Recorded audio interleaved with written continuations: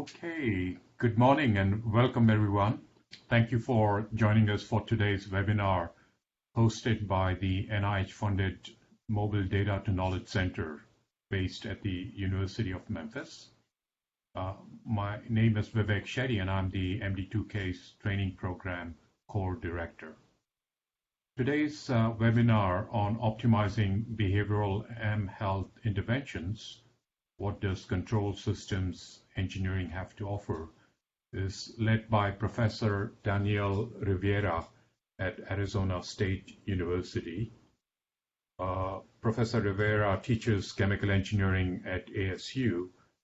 He's one of the early movers in the space of mHealth, and among his multiple contributions includes the use of dynamical modeling using system identification, robust process control, and the applications of control engineering to problems in behavioral medicine.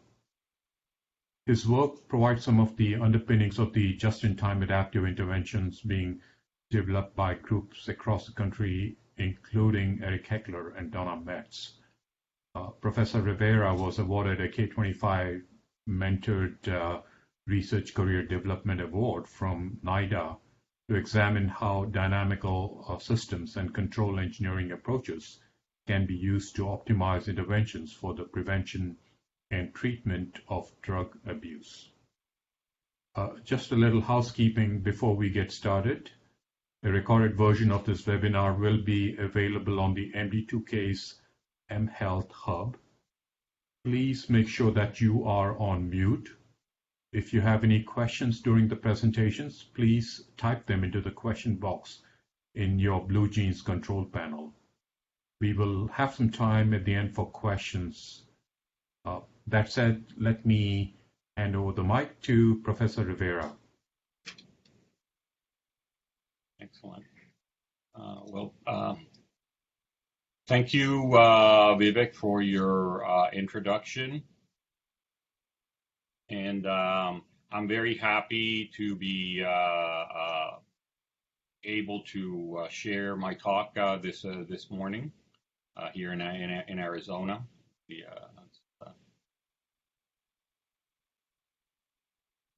So basically, the title of my talk is rhetorical in nature because it wouldn't, it would take a very short time for us to get done with the subject that there wasn't really a lot for control systems to offer. And I have been, as Vivek noticed, I've been fortunate to be able to be working in this problem area for some time now. And, through collaborations, different projects that we've worked on, and the like, my understanding of the problem has developed, and so I hope to be able to share some of that with you today. Okay, and as Vivek noted, my training is as a chemical engineer, and in fact, my first job after I received my doctorate was I spent nearly 4 years working for a Shell development company, basically concerned with controlling refinery type processes, and then my interests evolved to the extent that I became aware through Susan Murphy about problems in behavioral medicine, behavioral health, and then I soon met Linda Collins at Penn State, and then the rest is history. And then as Vivek also noted, I'm currently working with Eric Heckler and Donna Metz and a number of other individuals. So what I'm going to do today is first define what I mean by control systems engineering, and this is a technology that's actually very broadly applicable, and I'm pretty sure that everybody in the audience has interacted with a control system in some way, even though it has not been necessarily obvious that they have interacted with a control system. It's so ubiquitous that you've seen it in some way or the other, whether it be in a consumer product or in some other setting. And I will present a number of behavioral interventions, data that I've seen over the years that is clearly amenable to these kinds of methods. And then I'll describe how we arrive at decision algorithms for adaptive interventions based on control systems engineering. I'll first present some relatively simple controllers, feedback-like controllers that can be obtained. But then the real workhorse that we have been using over the years is what's called model predictive control. And I think for anybody who is seriously contemplating using this application, this technology, that's really sort of the way you want to go with model predictive control. And then an important part of what we do is that we need a dynamical model, and we can actually we use what's called system identification to be able to obtain dynamical models from data, but we also rely strongly on information that we can get from behavioral theories, and I think this is pretty important because there's a lot of benefits that can be obtained from taking advantage of a priori information available from behavioral theories and using them in the development of these optimized adaptive interventions. And then my illustration will be through a physical activity intervention called Just Walk, which developed jointly with Eric Heckler. We started that when he was here, faculty at Arizona State University, and we have plans to continue that, as I will describe, even though he's now at UCSD. And then there's a type of trial that we've been proposing, which we call the control optimization trial, or COT for short, which involves the combination of system identification with then the predictive control. And then some final remarks. In fact, in my final remarks, I'll have a slide where I discuss how does this tie into machine learning, because very often that's the first question that comes into people's mind is, why don't you use machine learning? Can't you just try out machine learning? Wouldn't it be easier to use machine learning? And so I will try to address that in some manner. And then, of course, if I have not done so adequately, we can discuss it more completely during the question and answer session. Okay. Now, again, this is, a relatively short talk, and thankfully we have a fair number of published work available that could be used as reference. One is a paper in JMIR that's actually open source, easily accessible, for which Eric Heckler was a first author, a tutorial on using control systems engineering to optimize adaptive mobile health interventions. The other is a chapter in the second edited volume of Linda Collins'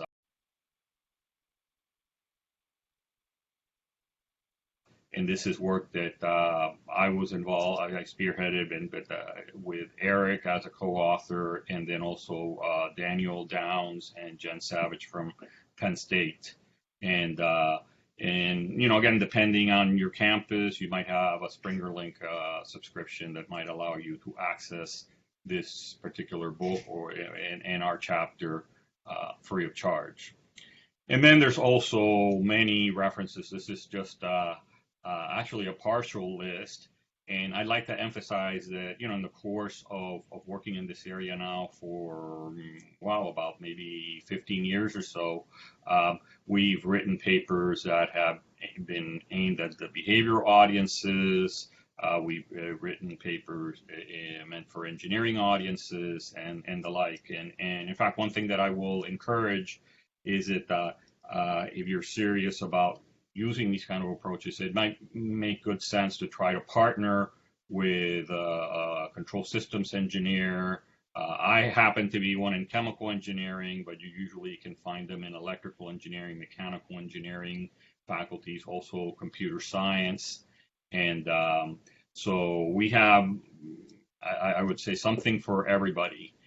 in terms of things that we've written over the years that might help communicate to potential collaborators. Another item that I will mention, this is the last item at the in the list here, is that Eric earlier in the year, I think it was maybe around May or so, oh no, it was June, it says June 4th, yeah, on June 4th, gave a webinar in the Mind the Gap series, which is available online. And, I think, again, his approach is complementary. In some ways, I guess I could argue that his approach is also more accessible. So would like to, suggest this for, individuals that want additional information. Okay, so basically in control systems engineering, what we're interested in doing is that we have systems that have dynamical behavior that changes over time, and their natural behavior is undesirable. So in control engineering, we learn how to apply system technologies to come up with a controller, and we could call this alternatively decision rules, decision policies, and the like, that take behavior from undesirable conditions to desirable ones.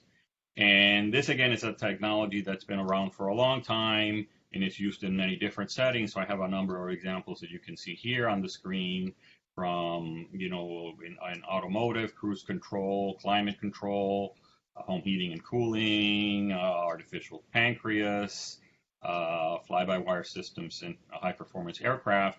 And there's a long list. You can go there. I put here a link from the IEEE Control Systems Society, has a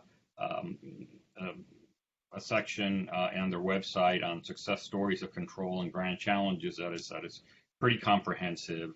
And you can see that there's a lot of places where control systems engineering is being used. This here, again, from one of the applications I mentioned earlier, this would be in climate control in an automobile. On the left, you can see if you're trying to control climate in your car and you're doing so in a manual setting, then you have to adjust the airflow and temperature. On the other hand, in a closed loop system that's enabled by control engineering, what you would have is essentially gets put in so-called automatic mode. And by the way, that's usually the telltale sign when you know that you've got something under closed loop control, is that it's on an auto mode. And then in the automatic mode, what the user needs to do is specify a set point. And as you can see to the right, it has a temperature set point of 77 degrees Fahrenheit. And this is, again, one of many applications of closed loop control and control engineering. And there are many ways. In fact, I just finished yesterday giving my last lecture in an undergraduate control course, and there's many ways in which you can describe the benefits of control, closed loop control, and good performance. But this is one way that I think is very useful. Is that you have, if you look in the figure in the top, you have a control variable which represents some outcome of interest, which could be anywhere from, a physical variable like a temperature, or it could be in a behavioral setting, physical activity, steps walked per day, or weight. And then you have something that you can manipulate.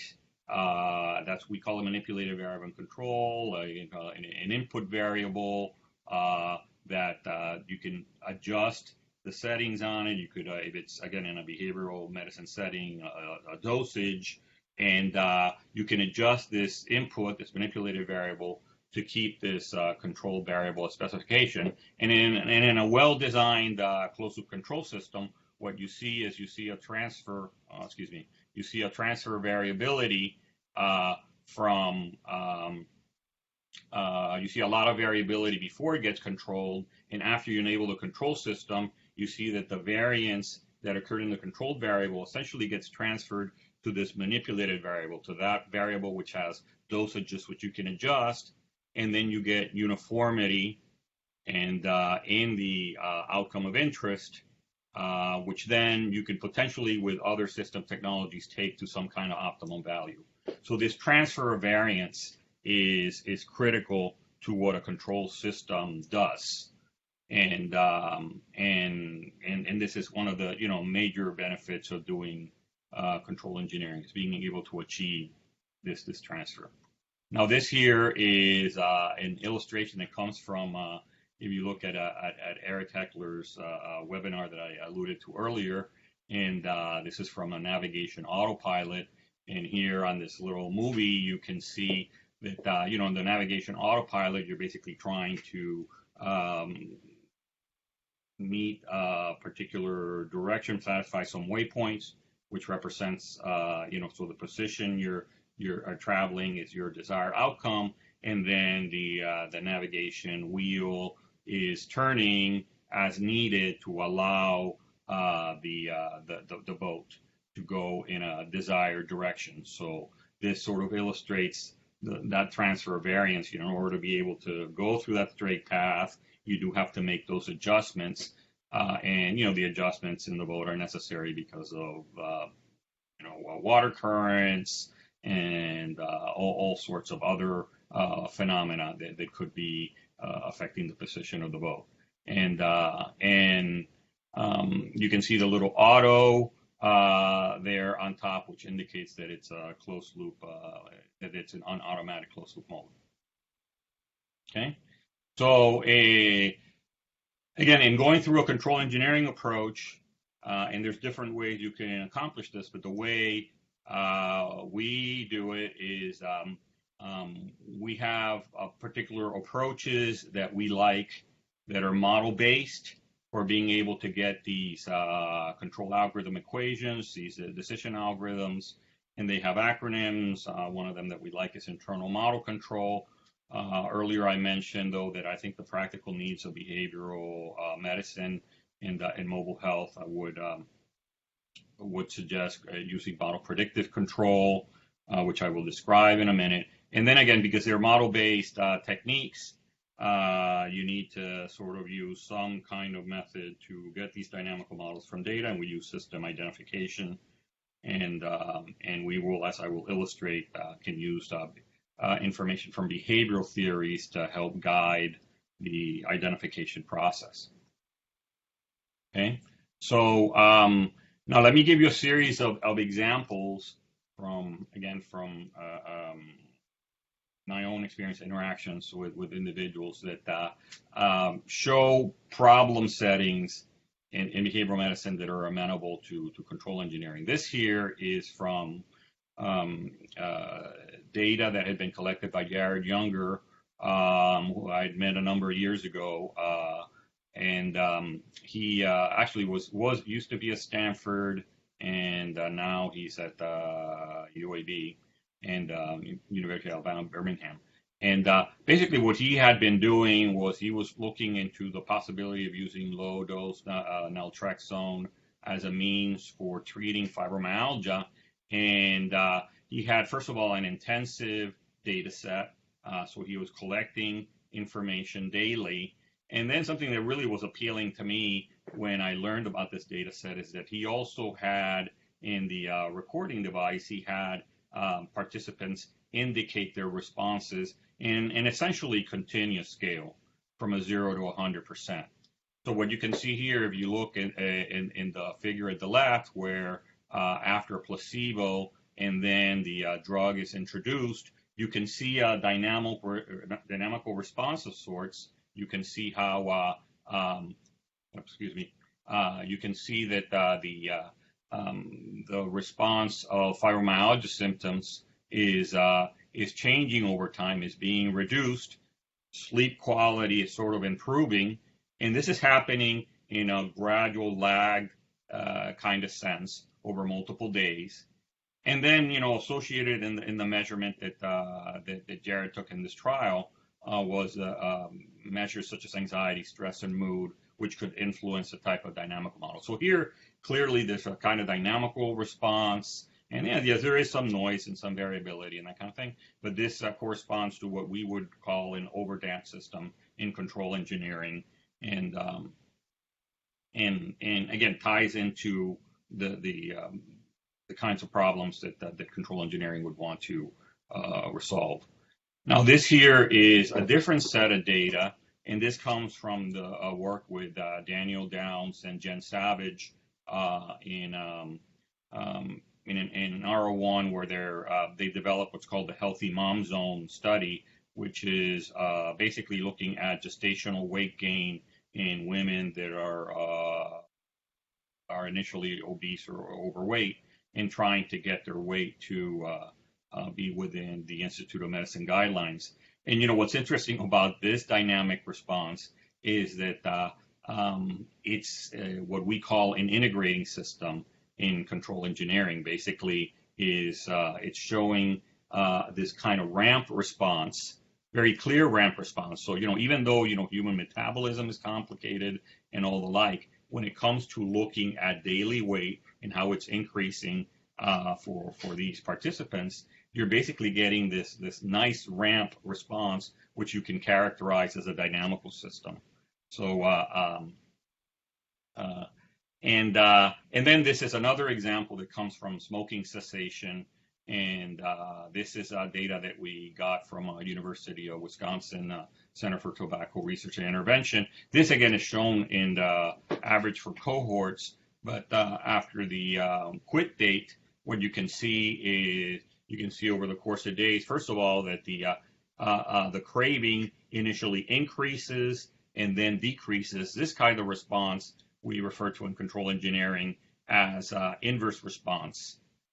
And then there is a decrease in smoking with a gradual resumption, and you see different responses, whether for the treatment group that got active drug and the one that got placebo. Okay. Now this is again for average over cohorts, but these are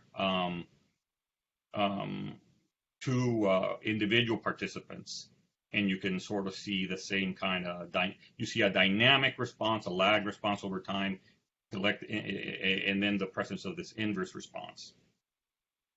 And again, these are all things that fall within the classical book of control engineering. Now, how do we go about then getting decision rules? And here I sort of borrowed a slide from, this is from Billy Nishani, who's a member of the MD2K, and she's been an instructor in the mHealth training institutes. And in this particular talk, she's showing, an adaptive intervention and a set of basically decision rules that involve if-then rules. And so basically there's something is provided, an intervention is provided, and then response is then measured after some time period, and that response is typically called the tailoring variable. And based on that current value of the tailoring variable, if there is no response, then there's a choice for an augmentation. And so this is a typical if-then decision rule. And their benefit is that they are simple. So and nothing wrong about things that are simple. The problem is that on the kinds of examples that I showed a few minutes ago, it's you really want to have a decision mechanism that takes into account that dynamical change. So let me show you. In fact, this is sort of what I would call a control systems engineering decision rule. This would be our mindset, is that we would look at the outcome of interest. We would compare it to a set point, which is a desired goal. From that, we would generate an error signal, which would be that discrepancy between where we currently are and the outcome versus where we'd like to be. And then if those are not equal, if we have a non-zero error, then we come up with some equation, and this equation is going to have to rely on current and possibly previous errors, okay, and possibly previous moves again being the change in the dosage, that then will give you a new dosage. Now, on the other hand, if the error is zero or very close to zero within a dead band, we don't create a change. Now, what would be some of these decision rules or sorry, some of these controller equations for the problems that I showed before. So if you have something that doesn't have a lot of dynamics, so if you see in my top figure here, you see in a static gain, that basically conforms more closely to the standard if-then decision rule.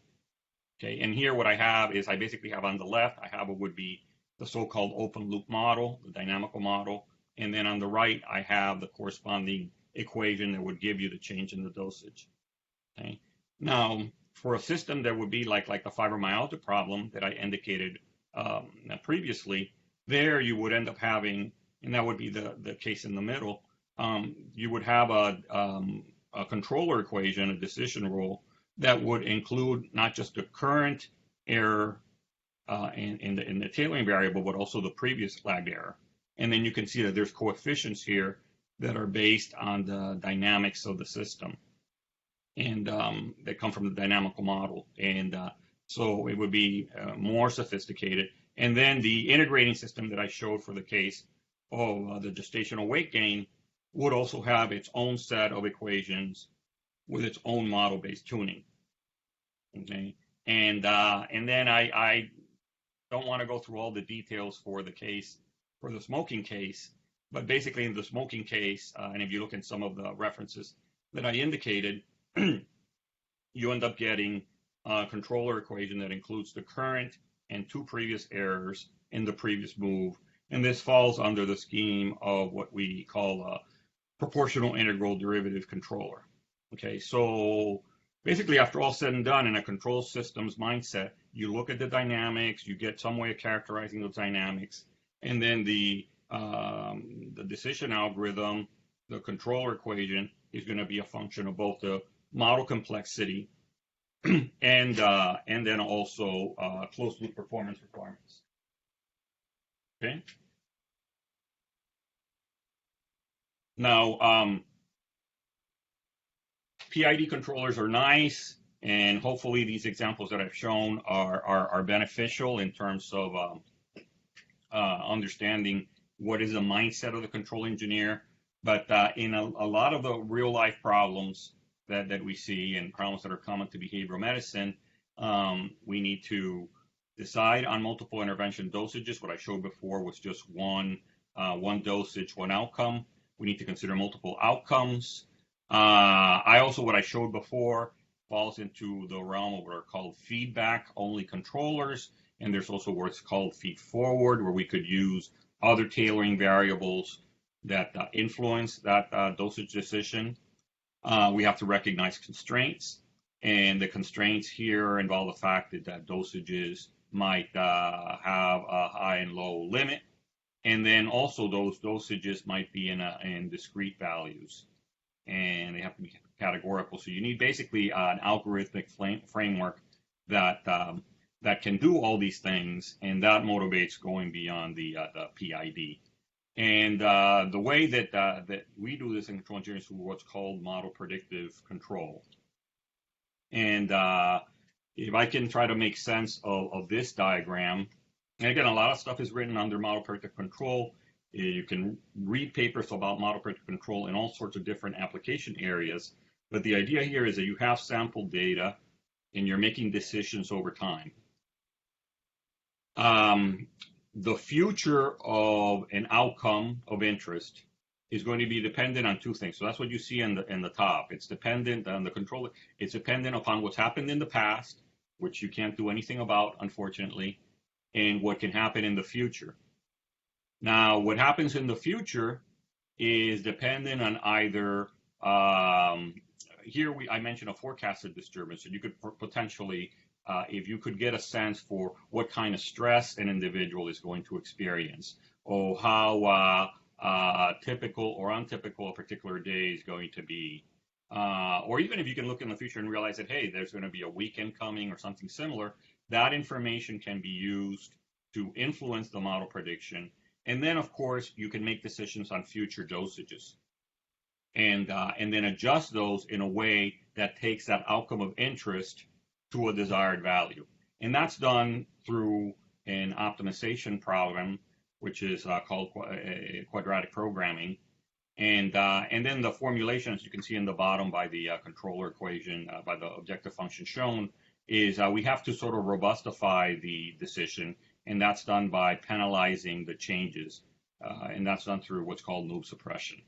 So this framework is what's called the moving horizon representation of control engineering. It's done through using a formal optimization, something like quadratic programming. There's a lot of good algorithm for quadratic programming out there, so it can be done through run-of-the-mill computing devices. Constraints can be formally added to the problem explicitly, and this, as I've mentioned already a number of times, is the way to go. Okay. Now, in order to be able to get this, prediction of interest, right, you need a model, and that model can be obtained either completely empirically, or it could be informed, the process could be informed by behavioral theory. So what I show here on this slide is actually some work that we did. It was, as you know, Vivek mentioned, I had the opportunity of receiving a K-25 from NIDA, and as part of my training for that, I sat in all these different methodology classes, right? And one thing that I realized is that you could take any path diagram, and basically from a path diagram that's used a lot in quantitative psychology and other fields, you could translate that into a fluid analogy, okay? And this fluid analogy would then be amenable to being written as a system of differential equations, which could then be fit to data. So to the left, you see here for the theory of planned behavior, I have all these different constructs. And then to the right is the fluid analogy, where now all the constructs of the path diagram basically involve an inventory that can either increase or decrease based on the actions of other inventories or external exogenous actions. Okay, and I think again, when we collaborate with groups, normally that's the first thing that we suggest is we ask, whenever we collaborate with someone on a project for the first time, we ask them, can you write your problem of interest in a path diagram? Because from that, then we could get, even if you're not completely full of completely convinced of everything, we could get a system of differential equations that then could be fit to data. And the clear benefit of doing things in this way is that you're using behavioral theory to give you a structure. You're using behavioral theory to give you a priori knowledge, which is helping to define structure, and that's incredibly valuable. In fact, later on when I talk about how does this tie into machine learning and the like, I'm going to mention that the fact that you can use a priori knowledge effectively is one benefit of the control engineering approach. This, again, just as a summary, if you look at a particular construct in the path diagram, and to come up with a dynamical model, basically you do accounting. You just keep track of the inflows and the outflows, and the construct is either increasing in value or decreasing. It's either being replenished or diminished based on these external actions, and that's the basis for the model. And it involves parameters that then you have to obtain empirically, or you can obtain them through an experiment. And I'll talk about experimental design in just a minute. Now, we've in the course of our work and our collaboration, we actually have a model. I showed the TPV model just a minute ago. We've also have a social cognitive theory model. We actually have papers on this, both in translational behavioral medicine and then also in the IEEE transactions and control systems technology. And actually, it's interesting because this particular work came as a collaboration of multiple behavioral scientists, and it's got Eric Heckler, it's got Bill Riley, and Matt Booman, who's one of the faculty here, and Mark Adams here at ASU, and this was very much done in a team science approach. So I'm going to just briefly give a sense for what that entailed, because a number of years ago, when we were talking to Bill Riley about doing this work, he came up with a conceptual diagram. Something like this. You can see that this is now sort of 8 years old. This was, when I mentioned earlier, just a way of getting started. And again, even among behavioral scientists, they won't necessarily always agree on what describes a theory, but he wrote this down. And then this is a diagram that 3 days later, I actually came up with a fluid analogy that I felt was consistent with this initial diagram. And then if you see here, then about a year later, Bill was actually comfortable modifying and coming up with his own fluid analogy. So again, that's something that we, usually seek in collaboration, so that we can get individuals to feel comfortable sort of writing their own models. And then, there's aspects too of the model and that we want to be able to explain in hopefully the simplest manner possible. This was in discussions with Eric. We were very keen on being able to describe this phenomena of the inverted U, because we wanted our Just Walk intervention to give ambitious but achievable goals. So, and we were concerned that because of self-efficacy and whatnot, that users would not respond to goals if they were set too high. So he had drawn this diagram, and then through, again, discussion, collaboration, team science, we actually realized that we could achieve this inverted U phenomena by augmenting that previous fluid analogy. So that's, again, another point about these models, is that they can be posed, they can be refined. Experimentally, we can try to understand them better. And they represent a priori information with structure that hopefully will make things easier when in actual implementation. Now, let me try to, just describe a little bit about this Just Walk intervention that uses all these different ideas. And this was the idea in Just Walk was to improve physical activity in sedentary middle-aged adults. And we're going to build a dynamical systems model by manipulating certain variables. And then we want to use a control optimization trial. Now, in Just Walk, we actually did only the identification portion, and we didn't do the full-fledged control optimization trial. So this is not, what I'm going to show is not fully optimized. It is an improvement over the baseline, and participants improved as a result of the system identification test. But we really want to try the COT experimentally in a second version of Just Walk, which is currently being proposed. And then this describes a little bit about our participants. Again, this is our team at ASU campus that was involved in this work. And this is again, a team that involved behavioral scientists, engineers, and the like.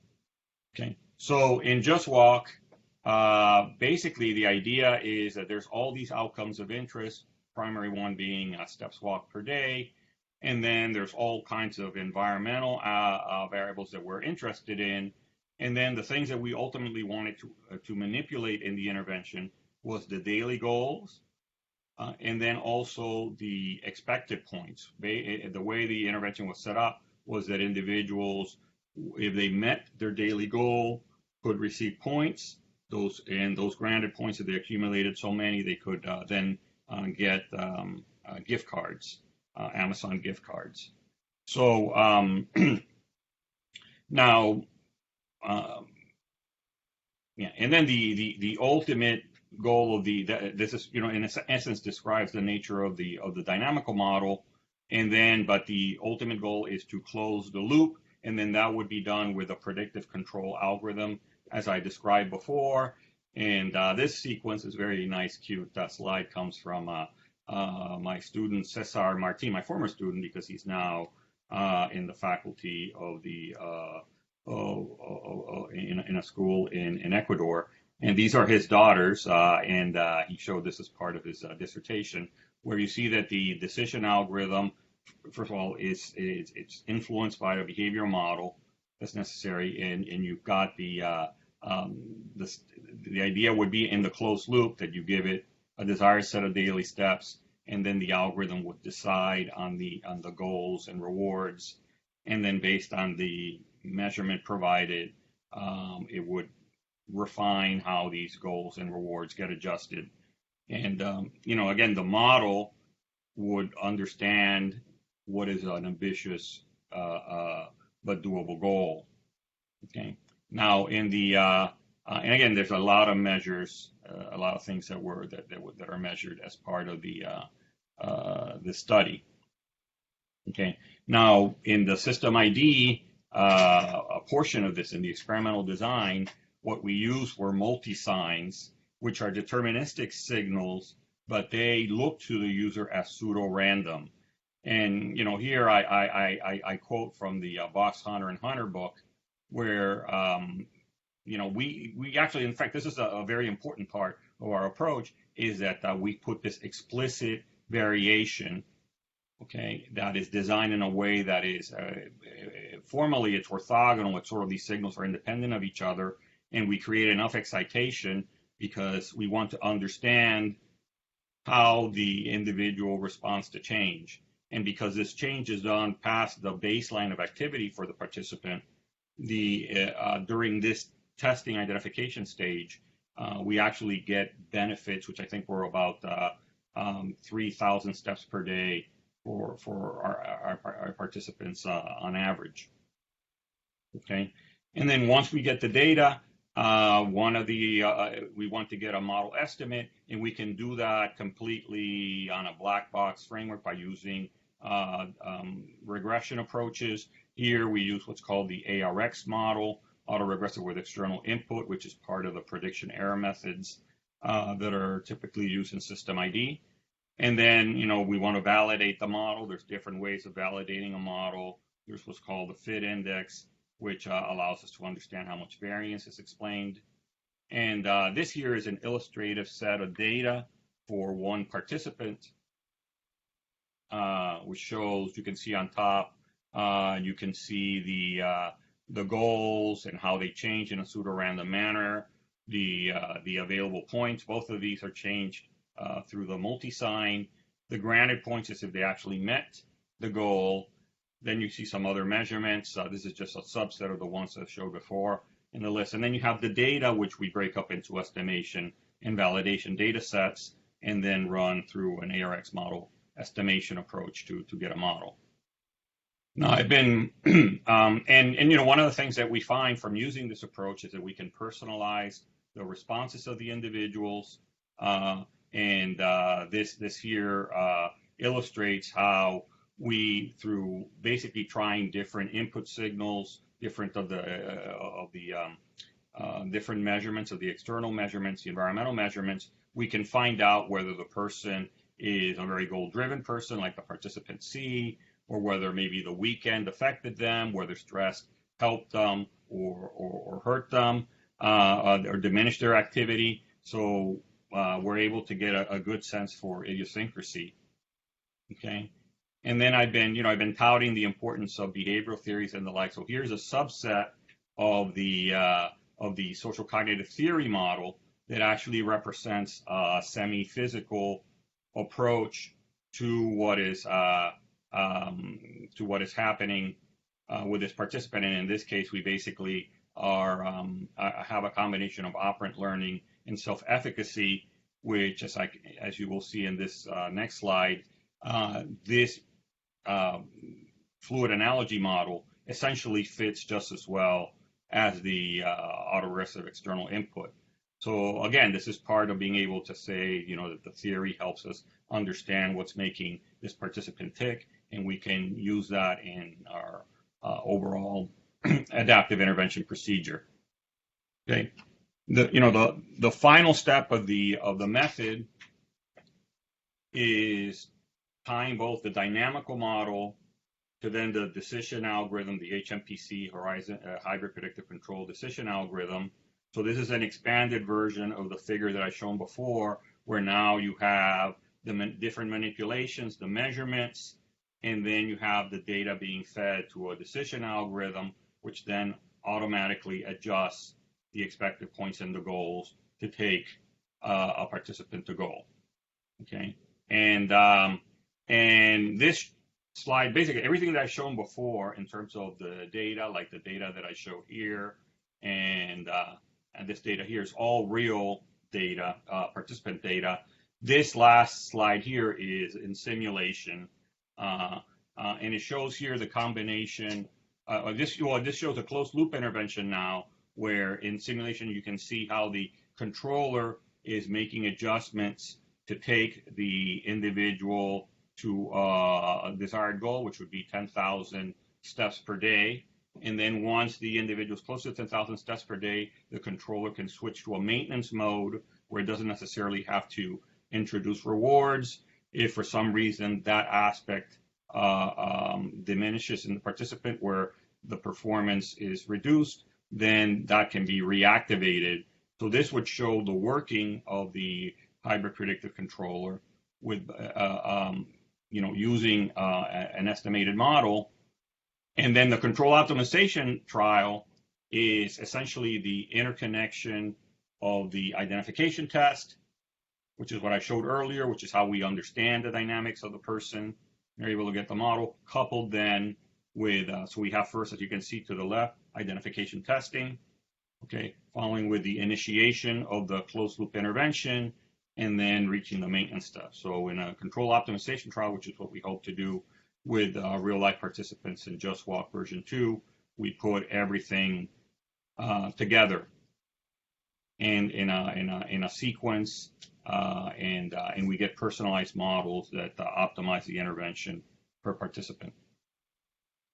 Okay, so that pretty much is the main message. And I know we're sort of getting close to the end of our time, but let me, as part of my final remarks, is just say a few words of how this all relate to machine learning. And first thing is that machine learning is a very broad field, and there's many problems associated with machine learning that go beyond getting decision rules for adaptive interventions.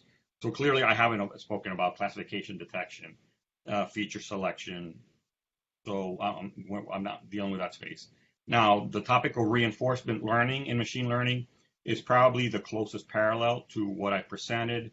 And in reinforcement learning, usually the goal is to directly get the optimized decision rules. And again, there's different objective functions that are used and the like, and it's not necessarily informed by a model. You're just sort of working with the system and providing changes and getting a sense for from an objective function for what that optimal decision rule should be. So maybe the best way for me to try to establish a comparison is by the kind of things that you would benefit by doing if you try out the things that I suggested. Okay, and this is sort of a summary of sorts, right? The use of behavioral theory to define model structure and to be able to use that in getting a model that gives that adequately describes the participant. The explicit use of the experimental design, which in our case, we use multi-signs, which would give you a more accurate model. And that in combination with the knowledge of model structure could allow you also to have a much shorter design with less data. Okay? And then ultimately the fact that in these controllers, the models don't have to be perfect because you can tune them for robustness. And that means that you don't necessarily have to get a perfect model to get the kind of desired performance that you would like. So yeah, hopefully again, I've had a few things that have stimulated your thinking, and mHealth is a clear, important application area for control systems engineering, and it not only helps to come up with better decision rules. I already mentioned earlier, when you're really having systems with dynamics, you don't want to use if-then decision rules that just use the current value of the tailoring variable. You have to use something a little bit more sophisticated. We can use behavioral theories to make physics part of the problem. And, we hope that more people will use the control optimization trial in the future as a means of being able to get, in fact, we've been using the term perpetually adaptive, which is basically that once the controller is commissioned and you go into maintenance, you can go into maintenance and come out of maintenance as needed. The models could potentially be adapted later in the future if necessary. And so that's, just acknowledge the work from various sponsors and students and collaborators involved. Our current work is funded by NCI and the National Library of Medicine. And thank you for your attention. Wonderful. Daniel, thank you so much. I'll open up this to the audience. Please unmute yourself as you pose your questions. Daniel, a very nice presentation. Thank you for doing this. This is Santosh. One question related to what you talked about in your second last slide. So you approach it from a control theory perspective. Susan approaches it from a reinforcement learning perspective. How do you see the two methods working together to provide better benefit to the end users or to behavioral scientists? Within the community, it's interesting because there's a lot of interest within the control engineering and system ID community in using machine learning approaches. And I think that it ultimately, goes down to if you get to a part of your problem that is really not easy to characterize, or where you're really limited in terms of the a priori knowledge and the like, then you would want to then probably go more into a reinforcement learning approach. It's by the same token too, there could be a problem that you're looking at and you're comfortable with the reinforcement learning approach, and there is prior information that you can incorporate into it, and that would make it better. So I think ultimately it doesn't end up being an either or. It's things can be leveraged and work in a synergistic way.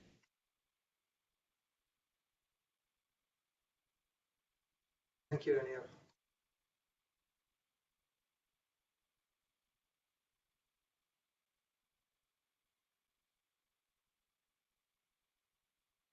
Daniel, let me pose you a little bit of a philosophical question. Is the reality is there are so many different behavioral theories, and many of them, when you apply control theory, they to your studies, they turn out efficacious in those who receive them, because the focus is on the individual. But the thing that fascinates me about what you do is that the scale-up potential to populations. What do you think? Would that be effective as you scale up beyond closed box studies? I think the issue of just scaling up these approaches. There's a lot of considerations related to them, and I think that in some ways, if I were thinking, well, I'm dealing now with a larger population, or I'm dealing in terms of disseminating this approach, and there would be considerations related to how the information is gathered automatically, how maybe some of the modeling could also be automated, and then there would have to be more thought in terms to what actually needs to have some user involvement, right, before commissioning. I think one thing that I see, and I don't know if this necessarily answers your question, but coming from the chemical industry, where basically there's vendors that have dedicated computers called distributed control systems that have already been configured to handle process situations that might have hundreds and thousands of loops. So already you have folks that within that application setting have thought in terms of how the information is acquired, how it's visualized, all these different things. But I'm not sure if in mobile health or in behavioral health in general, we're not there yet. But I think if we were, and then there obviously is standardization and other things that come to play when these kinds of systems are developed, then that would make it easier to work in a population setting.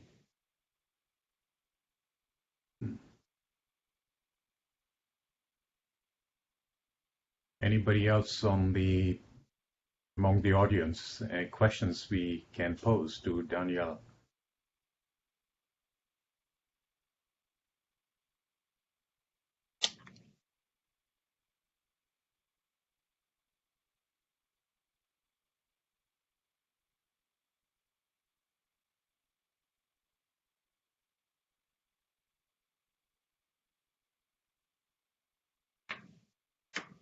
All right, Danielle, I think